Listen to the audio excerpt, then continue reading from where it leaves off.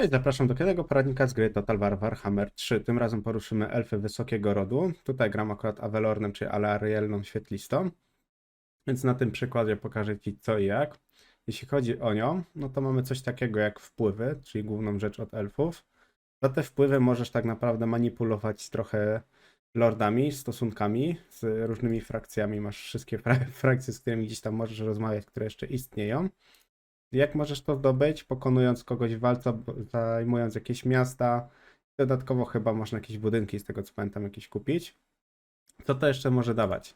Jeśli chodzi o rekrutowanie lordów, to masz coś takiego, że tutaj masz im lepsze wpływy, im więcej wpływów potrzebujesz, tym masz lepszego wtedy bohatera. Więc do kupowania też unikatowych bohaterów to jest bardzo przydatne. Wydaje mi się, że tyle z takich podstaw. Jeśli chodzi jeszcze o taki początek, to mamy obrońcę Ultanu, czy jeśli kontrolujesz całe te kółeczko, no to wtedy masz taki bonus frakcyjny, no bo to jest koło tak naprawdę elfów wysokiego rodu. Mamy tak naprawdę tutaj Atianów, czy Tyriona i tym podobne. Jeśli chodzi o budynki, to przejdźmy do budynków. No tutaj jest trochę do wyboru, jest to bardzo porozrzucane. Z tego względu, że mamy na przykład raz, dwa, trzy, 4, 5, 6, 7, 8 nawet budynków do jednostek, no licząc drzewce to 9. No to jest bardzo dużo tych budynków, mimo że slotów mamy i tak 10, więc wszystkiego na pewno nie wybudujemy. A co warto budować u nich? Na pewno unikatowy budynek, czyli dwór Wiecznej Królowej, bo też uzupełnienie strat, koszt werbunku armii w regionie minus 10% kontrola, jeszcze kontrola frakcyjna, a czyli rozwój frakcyjny, więc to jest dosyć dobry budynek.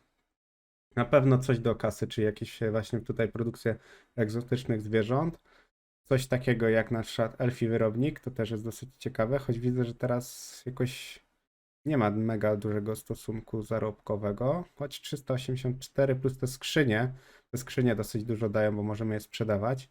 Ja mam akurat jeszcze tutaj budynek do kontroli i do kasy dodatkowo, bo na wyższym poziomie trudności z tą kontrolą jest ciężko.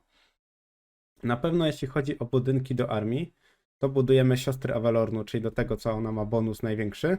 No jedna z najmocniejszych, w sumie najmocniejszych strzelców chyba w grze.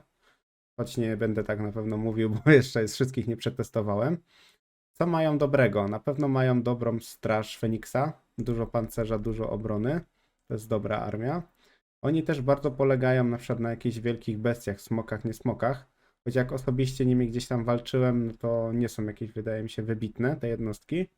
Więc bardziej bym wolał nawet obstawiać chociażby jakąś, nie wiem, konnicę plus dużo ilość strzelców. No i ewentualnie jakichś gwardzistów. Bo jeśli chodzi o elfy, oni mają bardzo mocnych tych gwardzistów, są bardzo wytrzymali. Choć mroczne elfy i tak ich trochę, wydaje mi się, biją na głowę. Ale na przykład srebrne hełmy z tarczami, dosyć dobra jednostka, dużo pancerza, dużo szarży. No dyscypliny trochę mało jak na elfy mają, nie wiem dlaczego. Jakoś ktoś chyba elfów nie lubił. Na pewno jakieś budynki, które gdzieś tam budujemy, to musimy zwrócić też uwagę na to, że niektóre budynki odblokowują nam technologię, czyli też chyba raz, dwa, no te dwa budynki na pewno i chyba tyle. O, i tutaj jeszcze mamy dwa budynki do rozwoju handlu, a tutaj mamy do kultury. Więc na to zwróć uwagę w drzewku technologicznym, jak sobie wejdziesz w jakąś ścieżkę, chcesz iść, co musisz wybudować, żeby potem specjalnie nie niszczyć tych budynków. Jeśli chodzi o budowanie armii, ja mam zbudowaną armię dosyć taką pomieszaną. Tutaj mam głównego bohatera, mamy tak naprawdę regimentów dosyć sporo. Tutaj w regimencie mamy jakiegoś potwora, mamy na przykład zwierzęta bojowe, dosyć ciekawe. Na pewno jakąś konnicę, jakiś, nie wiem, co to są jeźdźcy burzy, czy jakaś piechota miotająca włóczniami. Właśnie w większości oni też mają coś takiego, że jeśli chodzi o gwardzistów, oni mogą gdzieś tam rzucać w większości tymi włóczniami, więc takie połączenie po prostu tanka ze włócznią. Na pewno w armii opieraj się bardzo na siostrach Avelornu, robi ich dosyć sporo, jakieś dużo piechoty, żeby mogli coś ją obronić, bo jeśli chodzi o jakieś machiny oblężnicze, jakieś artylerię, no to oni za bardzo tego nie mają, więc u nich strzelcy bardzo dużo dają.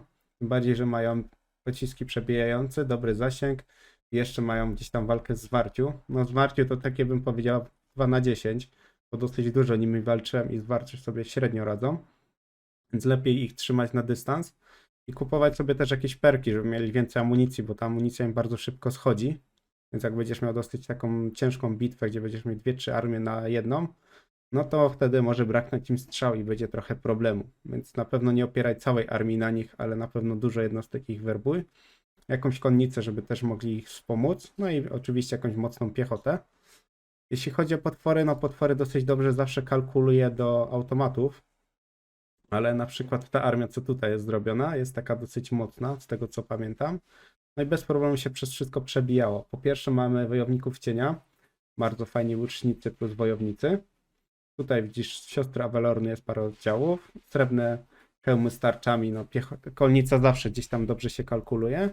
No i trochę srebrzystej gwardii, czyli takich po prostu tanków, co mają utrzymać po prostu jednostki na daleko od strzelców. Więc to jest dosyć fajna jednostka.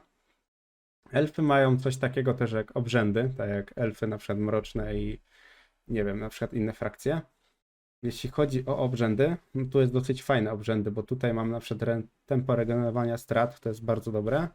Plus co to nam daje? Odporność na wyczerpanie wszystkie armie, czyli jak jedziesz na teren, gdzie masz na czerwono czy tam na żółto i masz dużo wyczerpania, no to wtedy możesz na 10 tur sobie to anulować i nie dość, że ci się armia będzie bardzo szybko regać, no to nie będziesz mieć żadnego wyczerpania, więc do podbijania to jest idealne, żeby sobie zatrzymać.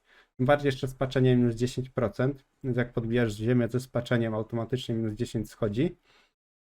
Jeśli chodzi o resztę tak naprawdę obrzędów, to szczerze powiedziawszy, no z takich ciekawych też jest ten obrzęd, że mamy pancerz do jednostek mistrzów miecza, białych lwów. Jeśli robisz faktycznie armię z tych mobów, co tutaj jest, no to to się naprawdę przydaje, tym bardziej, że jeszcze plus 2 do ich doświadczenia.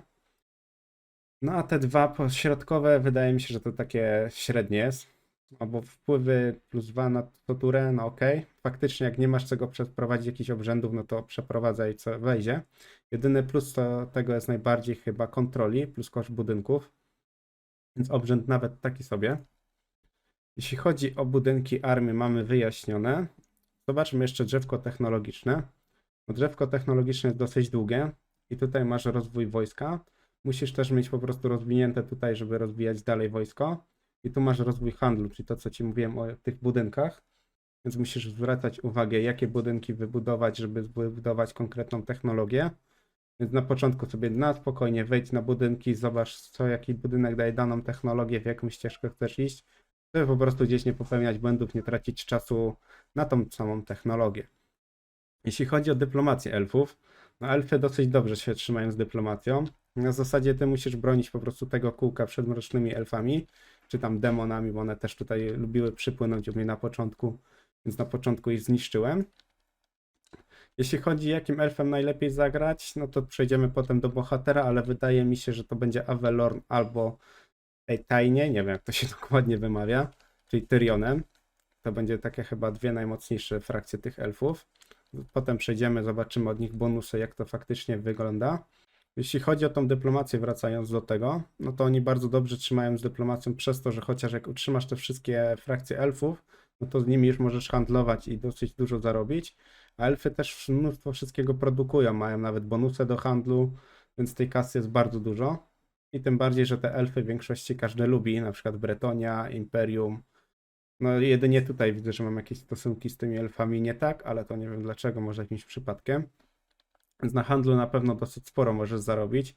U mnie na przykład to jest 5,5 tysiąca z 35, no to tak naprawdę gdzieś 14-15% zarobku to jest dosyć sporo, a nie mam nawet wykupionych bonusów do zarobkowych z handlu w technologii czy tam w budynkach. Więc wydaje mi się, że to tyle. Jeszcze jest taka jedna zasada. Jeśli masz świątynię, która to jest ta świątynia? Sekundkę, wrócę sobie mapę. To jest ta świątynia. Kaplica Kaina. Możesz otrzymać unikatowy miecz Kaina, który daje ci bardzo dużo bonusów. Bo jeśli chodzi o ten miecz, już przejdziemy do głównego bohatera, bo on ma założony. Gdzie tu mamy? Miecz Kaina. Zobacz sobie statystyki. 650 do ataku przebijającego, plus magiczna ochrona, atak zwarciu, no to jest akurat czarodziejka i mimo wszystko ma do 900 ataku, to jest bardzo dużo jak na czarodziejkę, więc on daje dosyć dużo, daje też niezłomność, jakieś bonusy, też skille. Bardzo dobry miecz, ale on ma jeden minus. Przez to, że go dzierżysz, no to wtedy elfy cię lubią mniej, wszyscy lubią cię mniej, bo jakby dominujesz na świecie, bo masz taki magiczny artefakt. Więc na to musisz na pewno zwrócić uwagę. Na samym początku branie tego miecza może się źle skończyć. Niby będziesz mieć dużo tego damage'a, ale pamiętaj, że jeśli wyposażysz to na przykład w czarodzieja, no szybko też może zginąć, więc tym mieczem za dużo nie powojuje. Więc wydaje mi się, że to tyle, jeśli chodzi o takie podstawy o całą mapę. Teraz przejdziemy do bohaterów i omówimy trochę tych bohaterów, co warto, co nie warto. Jeśli chodzi o elfy, one są nawet zalecane jako pierwszej kampanii. Tutaj nam zalecają Tyriona, czyli tego drugiego, o którym mówiłem na początku. No, ma dosyć dobrą też armię na początek i sam bohater ma utrzymanie do włóczników, srebrystej gwardii, strażników, włóczników, hełmów, czyli on bardzo też operuje na tej konnicy. Doświadczenie dla Straży Morskiej. Straż Morska jest dosyć dobra. To jest coś takiego jak tutaj ta jednostka. Stosunki dyplomatyczne, czas budowy do kaplicy. No tutaj to frakcyjne to już w sumie szału nie ma. Tak jak mówię, to jest na pewno dosyć dobry bohater, jeśli komputer też nim gra, też dobrze sobie radzi. No i to jest wojownik, jak dobrze pamiętam. Jest Teclis, on zaczyna trochę daleko od elfów, jako jedyny, jak dobrze pamiętam. I jeszcze Imryk. Oni tak naprawdę, ten ma przerąbane, bo tutaj ma Tenesza, bardzo ciężko. Też same jaszczurki dookoła. No więc tam jest tak w pół na pół. Przeważnie kończy się tak, że jeśli pójdziesz w górę na jaszczurki, no to tak naprawdę Tenesz ci wjeżdża na chatę i masz po prostu posprzątane. Jeśli chodzi o samego Lorda, to jest po prostu czarodziej. Stosunki z elfami, czy jakieś bonusy plus jaszczurkami, no bo przy nich zaczyna. Koszt tak naprawdę jeśli chodzi o efekty frakcji, no nie szału nie ma. Wydaje mi się, że to jest bardzo słaby bohater. Jeśli chodzi o Alerielę świetlistą, czyli tym, co grałem, no tutaj otrzymuje kary, gdy te obszary nie są kontrolowane przez elfy wysokiego rodu. No ale tak jak mówię, to kółko zawsze musisz obronić na początku, więc to jest twoje główne zadanie. Jeśli chodzi o efekty Lorda, właśnie siła pocisków plus 15% dla tych sił z Avelornu. No i sama armia jest też dosyć potężna od niej na początek, więc to jest dosyć dobry wybór. Że dużo osób gdzieś z tego co kojarzy, że gra Imrykiem. Imryk jako bohater jest dosyć mocny, też jest na smoku, to jest też wojownik. Utrzymanie dla smoków ma, no bo on gdzieś tam się góruje tymi smokami. Zasięg na ruchu kampanii to jest też fajne 15%, no on tam ma gdzie biegać po tej pustyni. Jeśli chodzi o samą armię, no trochę mało jednostek jak na start mu dali. Tym bardziej, że tutaj się trochę pomieszało, bo mamy nurglów, szkielety, ogrów bardzo dużo. Tutaj mamy krasnoludy z kawenów, tu też z kawenów, tu mamy jeszcze krasnoludy chaosu, które doszły. No dosyć takich wymagających ma wrogów, więc też możesz mieć ciężki start nim. Ale na pewno dosyć ciekawa postać. Co tutaj mamy jeszcze? Tutaj mamy Jersena, czyli to jest z tego kółeczka. Tutaj zaczyna bohater, a tu jest tak naprawdę jego główna siedziba. Jeśli chodzi o efekty, no odporność na wyczerpanie pustkowi to jest fajne. Dyscyplina do jednostek, obrona do jednostek spoko, jeszcze budzi strach. Dostęp do lochów, to nie kojarzy co to tam robiło. Może roztoczyć, która spowija ziemię i jego soszło. Dobra, czyli to jest jakiś bonus. Plus doświadczenie dla jednostek piechoty z włóczniami i strażników. Jeśli widzę, chodzi o armię, no to dosyć ciekawa ta armia. Choć trochę szczelców mogli dać mu jakiś chociaż jeden oddział lepszy. Jeśli chodzi o Ailta Arnara, co on tutaj w ogóle ma? Utrzymanie, co ma za jednostki? Piechota dystansowa, czy jakieś cieniami bardziej. No, taka sobie też ta armia. Szansa na powodzenie zasadzki, jak efekt Lorda 25%.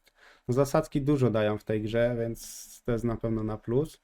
Utrzymanie dla jednostek stąpających, czyli bardziej na tych cieniach. No trochę mało, że na jedną tak naprawdę prawie jednostkę czy dwie. Efekty refrakcji, no to jest fajnie, że zasięg plus 10% dla wszystkich na armii. Globalny czas rekrutowania też minus jedną turę też jest dobrą opcją. Zabicie postaci urządzonej na śmierć, różne jakie nagrody. No to też dosyć ciekawie wygląda.